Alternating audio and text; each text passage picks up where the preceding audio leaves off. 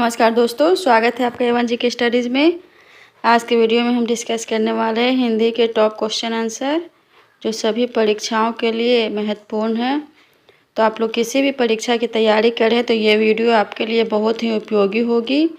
तो आप लोग वीडियो को शुरू से अंत तक ज़रूर देखिए। इनमें से जितने क्वेश्चन के आंसर जानते हैं कॉमेंट बॉक्स में ज़रूर दीजिएगा, और चैनल पर नए हैं तो प्लीज़ चैनल को सब्सक्राइब भी ज़रूर कर लीजिए। चलिए आगे बढ़ते हैं। आपका पहला सवाल है, तुलसीदास किसकी रचना है? तुलसीदास किसकी रचना है? आपके ऑप्शन है ए हरिवंश राय बच्चन, बी मुक्तिबोध, सी अगे, डी निराला। सही जवाब है ऑप्शन डी निराला। तुलसीदास भारत के महान कवि और साहित्यकार सूर्यकांत त्रिपाठी निराला की रचना है।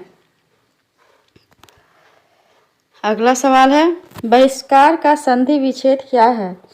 बहिष्कार का संधि विच्छेद क्या है? आपके ऑप्शन है बही धनकार, बी बही धनकार, सी बहिष धनकार, डी बही धन आकार। सही जवाब है ऑप्शन ए बही धनकार। बहिष्कार शब्द का संधि विच्छेद बही धनकार होता है। यह विसर्ग संधि का उदाहरण है। अगला सवाल है, निम्न में से पुल्लिंग शब्द कौन सा है? निम्न में से पुल्लिंग शब्द कौन सा है? आपके ऑप्शन से ए पखावज, बी पहिया, सी लिखावट, डी मझधार।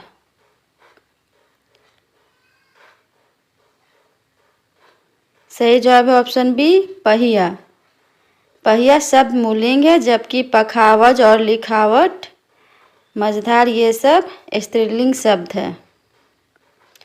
अगला सवाल है, मृत्युंजय में कौन सा समास है? मृत्युंजय में कौन सा समास है? आपके ऑप्शन से ए बहुव्रीहि, बी द्विगु, सी कर्मधारय, डी द्वंद्व। अपना जवाब कमेंट बॉक्स में ज़रूर दीजिए। सही जवाब है ऑप्शन ए बहुव्रीहि। मृत्युंजय शब्द में बहुव्रीहि समास होता है। इसका समास विग्रह है मृत्यु को जीतने वाला। चलिए आगे बढ़ते हैं। अगला सवाल है, अलंकार में किस उपसर्ग का प्रयोग हुआ है? अलंकार में किस उपसर्ग का प्रयोग हुआ है? आपके ऑप्शन से ए अलन, बी अल, सी अलम, डी अक। सही जवाब है ऑप्शन सी अलम। अलंकार शब्द में अलम उपसर्ग का प्रयोग किया गया है। अलम का अर्थ पर्याप्त होता है। अलम शब्द दो शब्दों से मिलकर बना है। अलम धन कार। अलम का अर्थ है आभूषण और कार का अर्थ है सुसज्जित करने वाला। किसी भी क्वेश्चन का आंसर जानते हैं तो प्लीज़ कमेंट बॉक्स में ज़रूर दीजिए। अगला सवाल है, यह पुस्तक किसकी है? में यह शब्द क्या है? आपके ऑप्शन से ए गुणवाचक विशेषण, बी सर्वनामिक विशेषण, सी सर्वनाम, डी संबोधन अव्यय। यह पुस्तक किसकी है? में यह शब्द क्या है? जवाब दीजिए। सही जवाब है ऑप्शन बी सर्वनामिक विशेषण। यह पुस्तक किसकी है वाक्य में यह एक सर्वनामिक विशेषण है। सर्वनामिक विशेषण वाक्य में संज्ञा शब्द से पहले आते हैं और उस संज्ञा शब्द की विशेषता बताते हैं। चलिए अगला सवाल है, विश्लेषण शब्द का विलोम क्या है? विश्लेषण शब्द का विलोम क्या है? आपके ऑप्शन से ए व्याख्या, बी विवेचन, सी संश्लेषण, डी विभाजित।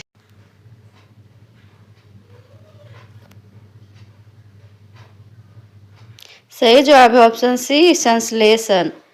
विश्लेषण शब्द का विलोम शब्द संश्लेषण होता है। अगला सवाल है, जिनका उच्चारण ऊपर के दांतों पर जीभ लगने से होता है उन्हें क्या कहते हैं? आपके ऑप्शन से ए मूर्धन्य, बी कंठ्य, सी दंत्य, डी अनुनासिक। अपना जवाब कमेंट बॉक्स में ज़रूर दीजिए। सही जवाब है ऑप्शन सी दंत्य। जिन व्यंजनों का उच्चारण ऊपर के दांतों पर जीभ लगाकर किया जाता है उसे दंत्य व्यंजन कहते हैं। दंत्य व्यंजन के अंतर्गत त वर्ग के वर्ण जैसे त, थ, द, ध, न और स आते हैं। अगला सवाल है, निम्नलिखित में से ऊष्म व्यंजन कौन से हैं? आपके ऑप्शन हैं ए च, छ, ज, बी तलाब श, मूर्धन स, दंत स, सी अ, ब, दंत स, डी य, र, ल। सही जवाब है ऑप्शन बी तलाब स, मूर्धन स और दंत स। ये तीनों स ऊष्म व्यंजन है। इनके उच्चारण में मुंह से गर्म यानी ऊष्म हवा निकलती है। इन्हें संघर्षी व्यंजन भी कहा जाता है। अगला सवाल है, अत्यधिक का विलोम शब्द क्या है? अत्यधिक का विलोम शब्द क्या है? आपके ऑप्शन से ए अंधिगत, बी अत्यल्प, सी अत्यधिक, डी अनधीन। ये सभी सवाल परीक्षा के दृष्टिकोण से बहुत ही महत्वपूर्ण हैं। सही जवाब है ऑप्शन बी अत्यल्प। अत्यधिक शब्द का विलोम शब्द अत्यल्प होता है। अत्यधिक का मतलब बहुत ज़्यादा, जबकि अत्यल्प का मतलब है बहुत कम। चलिए आगे बढ़ते हैं।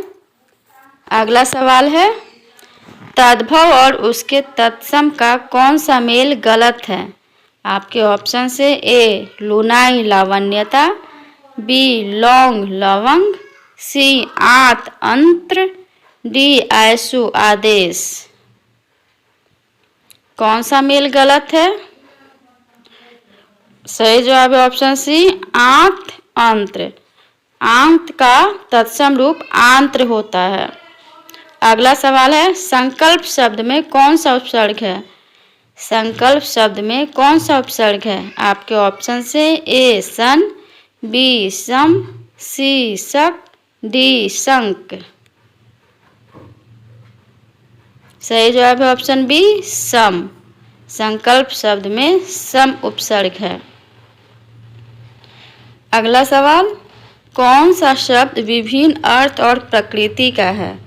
आपके ऑप्शन से ए सनातन, बी चिरंतन, सी शाश्वत, डी अधुनातन। चैनल पे नए हैं तो प्लीज़ चैनल को सब्सक्राइब जरूर कर लीजिए। सही जवाब है ऑप्शन डी अधुनातन। सनातन, चिरंतन तथा शाश्वत के क्रमशः अर्थ हैं परंपरा अनुसार चला आता हुआ, बहुत दिनों से चला आता रहने वाला तथा सदा रहने वाला। अतः ये तीनों शब्द समान अर्थ प्रकृति के हैं, जबकि अधुनातन शब्द भिन्न अर्थ प्रकृति का शब्द है।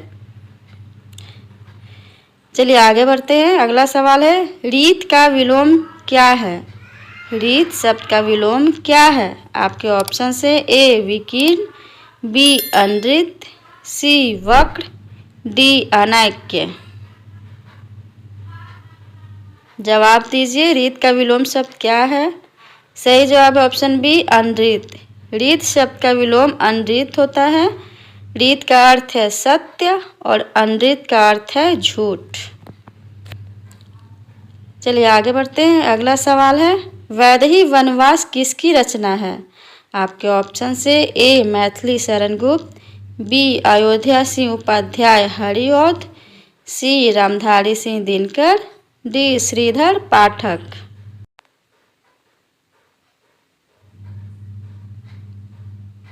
सही जवाब है ऑप्शन बी अयोध्या सिंह उपाध्याय हरिऔध। वैदेही वनवास की रचना अयोध्या सिंह उपाध्याय हरिऔध ने की थी।